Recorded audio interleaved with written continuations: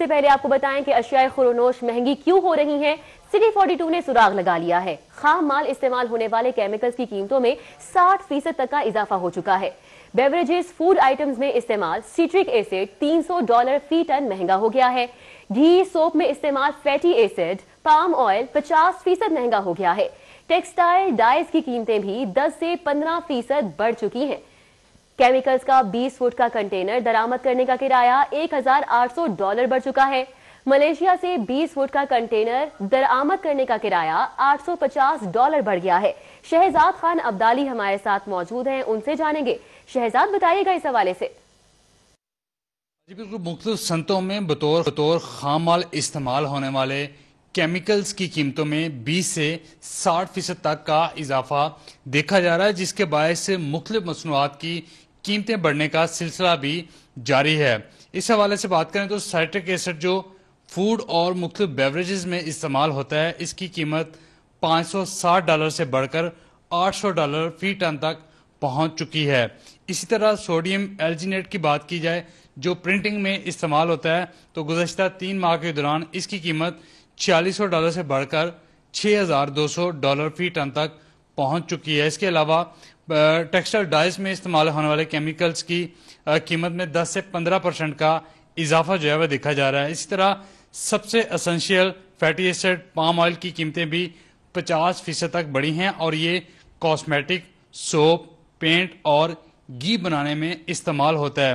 اس کی بڑی وجہ یہ بتائی جا رہی ہے کہ جو فریٹ چارجز ہیں وہ کافی حد تک بڑھ گئے ہیں، اور اس کے علاوہ کورونا کے بعد جو ہے وہ ٹیکسٹائل اور دیگر صنعتیں جو آپریشنل ہوئی تو ان کیمیکلز کی ڈیمانڈ جو ہے وہ بڑھی، اور ڈیمانڈ کو چونکہ جو سپلائی ہے وہ میٹ نہیں کر پا رہی، اس وجہ سے یہ سارا معاملہ کریٹ ہوا اور کیمیکلز کی قیمتوں میں 30 سے 60% کا اضافہ دیکھا جا رہا ہے۔ اس وقت خواجہ خاور رشید ہمارے ساتھ موجود ہیں جو کیمیکلز کے بیتاج بادشاہ ہیں، ان سے اس حوالے سے بات کر لیتے ہیں۔ سر بتائیے گا یہ کیا وجوہات ہے کہ اتنی قیمتیں ریز کر گئیں؟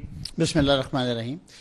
جیسے کہ آپ نے بتایا ہے کہ پوری دنیا میں اس وقت ڈیو ٹو کرونا ایک سال تقریباً ڈسٹرب رہا ہے 2020، اور اس کی وجہ سے پوری دنیا میں فیکٹریاں بند تھیں۔ جب تمام فیکٹریاں کھلی ہیں تو ایک دم ڈیمانڈ جو ہے وہ جنریٹ ہو گئی۔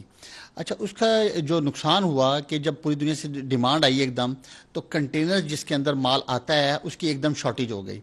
جو کنٹینر آج سے 3 ماہ پہلے چائنا سے چل رہا تھا $700 پہ، آج اس کا ریٹ $2500 ہو گیا ہے 20 فٹ کنٹینر کا۔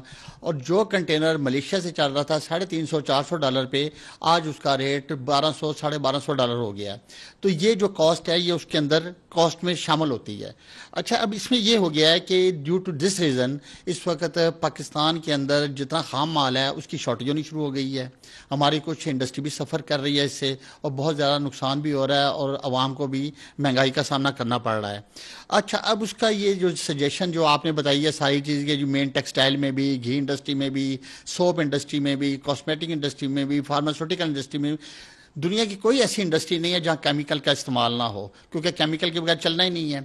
اس وقت چائنا سے پرابلم آ گئی ہے، ملیشیا سے پرابلم آ گئی ہے، یورپین کنٹری ابھی تک سٹل بند پڑے ہوئے ہیں، امریکہ بھی پرابلم چل رہی ہے، تو یہ پرابلم اچھا، اب اس میں یہ ایک پاکستان کو فائدہ بھی ہوا ہے کہ جتنی پاکستان کی انڈسٹری تھی لوکل ہماری مینوفیکچر سے، ان کا کام شروع ہو گیا ہے ڈیو ٹو یہ کام بند ہونے کی وجہ سے ان کا کام شروع ہو گئے ہیں۔ جی ایک یہ بات کہنا چاہوں گا کہ ہماری انڈسٹری کو اب اس چیز کا بینیفٹ لینا چاہیے اور اپنی اشیاء کی قیمتیں بڑھانی نہیں چاہیے، کیونکہ ہمارے میں ایک برائی ہے کہ جب چیز کوئی شارٹ ہو جاتی ہے تو ہماری انڈسٹری پرائز بڑھا دیتی ہے۔